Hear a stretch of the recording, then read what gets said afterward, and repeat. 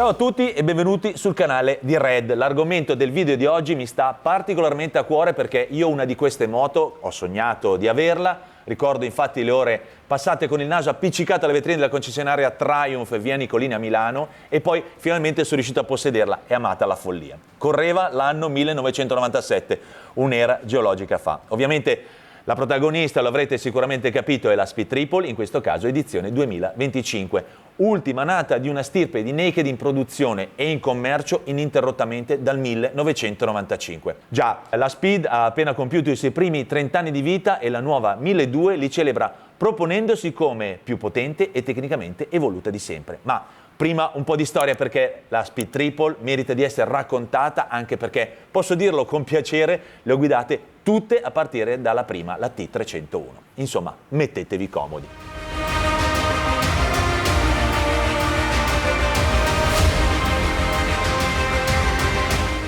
Quando le motociclette erano motociclette e gli uomini erano uomini, o se preferite, quando il carattere e la personalità emergono con prepotenza.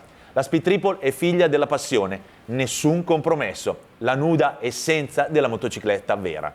Possente, perché ci sono tante motociclette che nascono e muoiono senza lasciar traccia e altre che invece restano e resteranno per sempre nel cuore degli appassionati e nella storia della motocicletta stessa.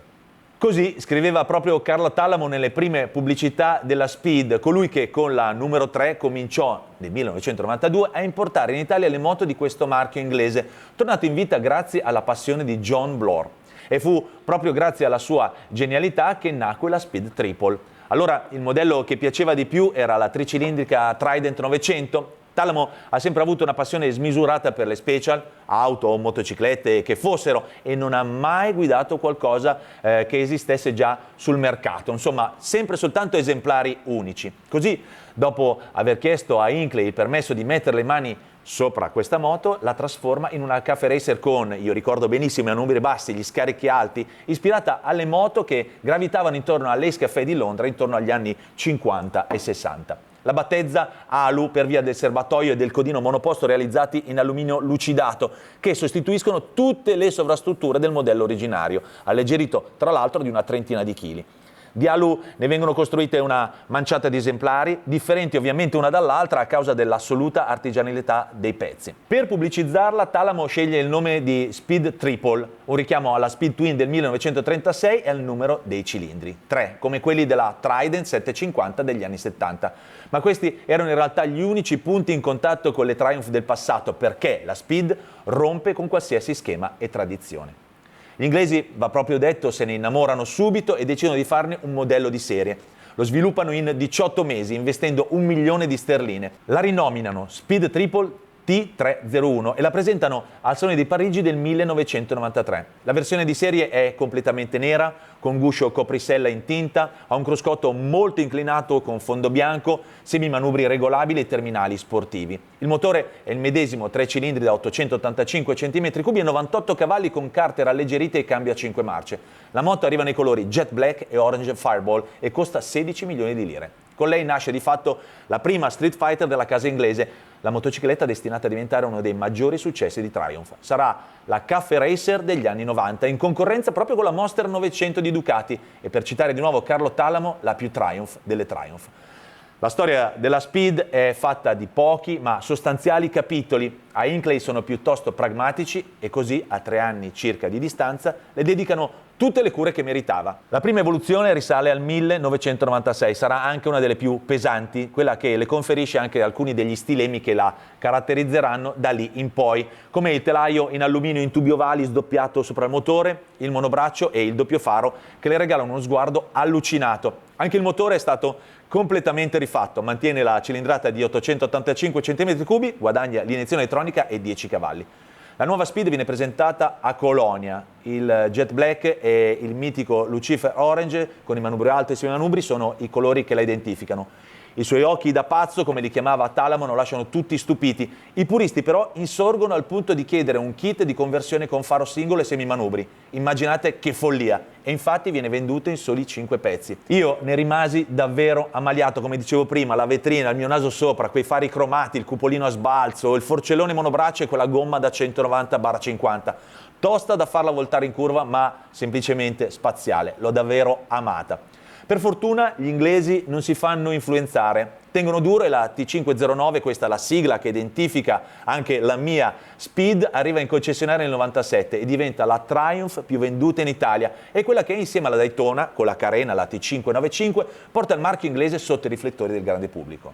1999, 2002, anni di evoluzioni tecniche più che altro sulla cilindrata che cresce a 955 cm3, ma lavorano ad Inclay di Lima per togliere peso. La nuova Speed non cambia pelle ma cambia completamente carattere, è molto più cattiva e diventa la naked più prestazionale in circolazione. La potenza cresce da 88 a 133 cavalli per 236 km/h di velocità massima. Follia per una moto senza carena. Per darvi un'idea, la Ducati 996, icona sportiva dell'epoca, ha soli 3 cavalli in più.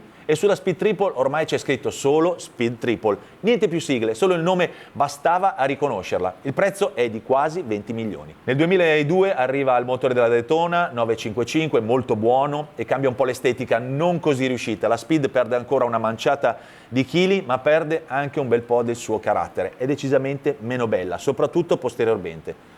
Passano i canonici 3 anni prima dello step successivo, quello che è il più interessante. Siamo nel 2005, ma già nel 2003 Triumph va in cerca di idee e ingaggia ben 5 designer esterni per trovare spunti per la nuova Speed.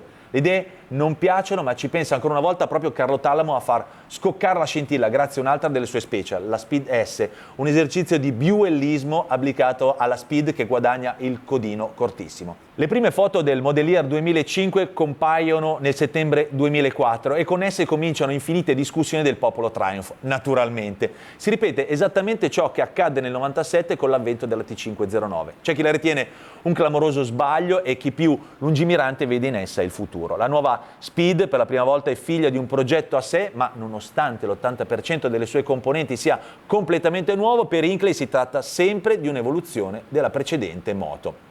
Il nuovo motore 1050 ha più potenza, 128 cavalli e più coppia agli alti regimi. Il retrotreno perde lo scenografico gommone da 190 in favore di uno più pratico da 180 con cerchio da 5 pollici e mezzo anziché 6, il che migliora la maneggevolezza. Quello che vedete in sovraimpressione sono delle immagini che mi ritraggono durante la realizzazione della campagna pubblicitaria voluta proprio per il mercato Italia.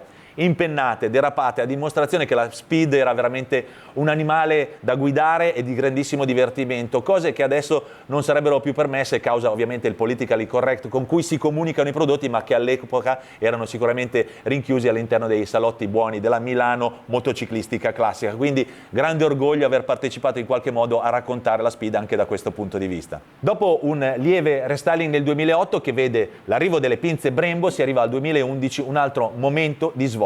La moto viene lanciata nuovamente al Salone di Colonia, come accadde per la T509 nel 96, e i 3 anni di lavoro del team di progettisti si notano subito, già dalla prima occhiata. È proprio il suo sguardo, infatti, a sconvolgere il pubblico. I 2 occhioni tondi si sono mandorlizzati? Sì, gli occhi da pazzo, per un decennio il simbolo di ogni Speed è cambiato. In realtà cambiano anche un sacco di cose, ma gli occhi sono di gran lunga quelli che si notano di più. Potete immaginarvi ancora una volta la discussione sui primi canali social, addio vecchia Speed non è più la stessa cosa, ma del resto questo è lo strano destino delle icone, destabilizzare a ogni cambiamento per poi mettere tutti nuovamente d'accordo fino a quello successivo.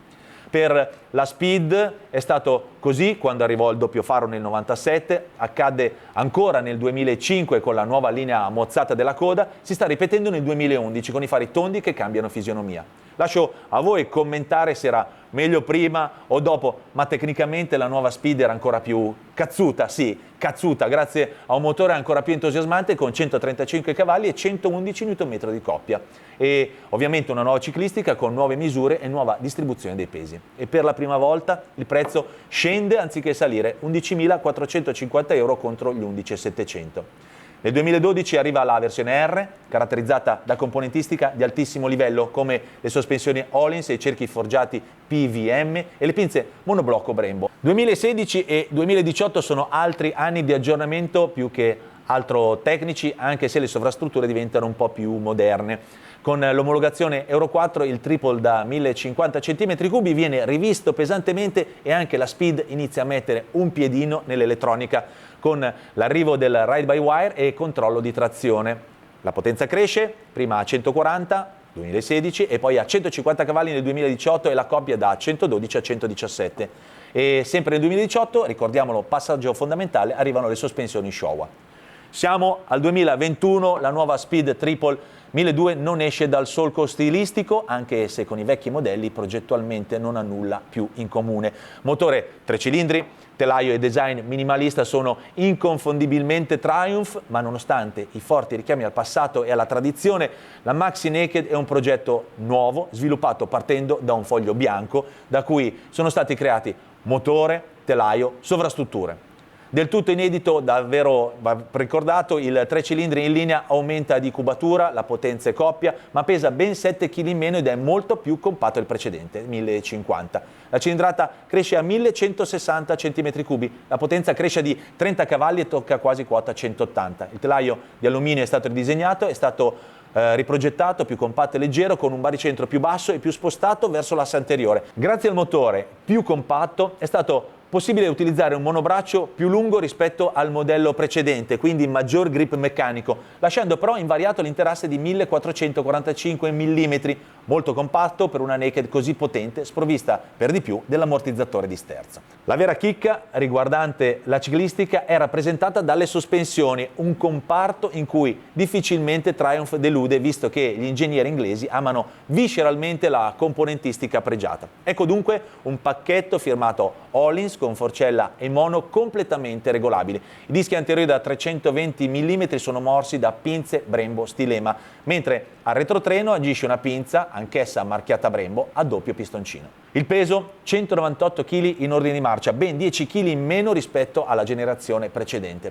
Approfitto per lasciarvi qui sopra il link per vedere in azione, nella nostra comparativa delle Maxi Naked, proprio la Speed dove l'abbiamo guidata anche in pista al Mugello, occasione preziosissima per vedere davvero come si comportava. E arriviamo così ad oggi. La Speed del triennale non rappresenta una rivoluzione, ma una evoluzione sostanziale che ancora una volta la rende più performante di sempre, ma in questo caso anche la più evoluta tecnologicamente. Potenza massima 183 cavalli a 10.750 giri, il 3 cilindri eroga 3 cavalli in più rispetto alla precedente generazione. Anche la coppia aumenta di 3 Nm, ora con 198 Nm disponibili a 8.750 giri, offre migliori prestazioni nonostante l'omologazione Euro 5+. Con lei anche Triumph passa alle sospensioni semiattive. Si tratta delle Öhlins Smart EC3 che offrono la massima personalizzazione in termini di setup. Il tutto facilmente gestibile grazie al menu disponibile sulla strumentazione TFT.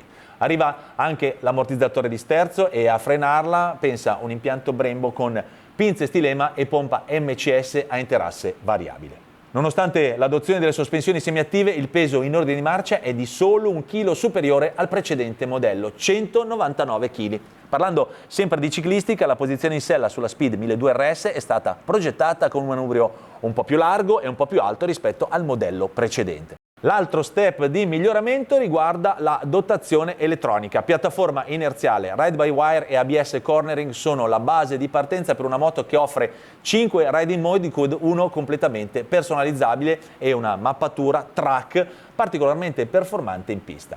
Da segnalare che l'anti-wheeling adesso lavora in modo totalmente separato dai riding mode, che ora è possibile anche regolare il freno motore e che nella mappatura track è disponibile anche il brake slide assist che consente ovviamente lo slittamento controllato del retrotreno in ingresso curva. L'interfaccia della strumentazione TFT a colori da 5 pollici dà accesso immediato a tutte le informazioni, mentre la connettività My Triumph di serie consente la navigazione turn by turn e il controllo delle telefonate e ovviamente della musica. La nuova Speed Triple 1200 RS non è quindi che l'ultimo capitolo di una storia senza dubbio gloriosa. Se questo video vi è piaciuto e vi ha fatto conoscere qualche aneddoto anche poco noto, fatemelo sapere qua sotto nei commenti e fatemi sapere cosa ne pensate della nuova Speed Triple 1200 che io ho tanto amato se penso a come era in passato. Ah, mi ero dimenticato una cosa fondamentale, il prezzo, 20.295 euro. Ci vediamo al prossimo video.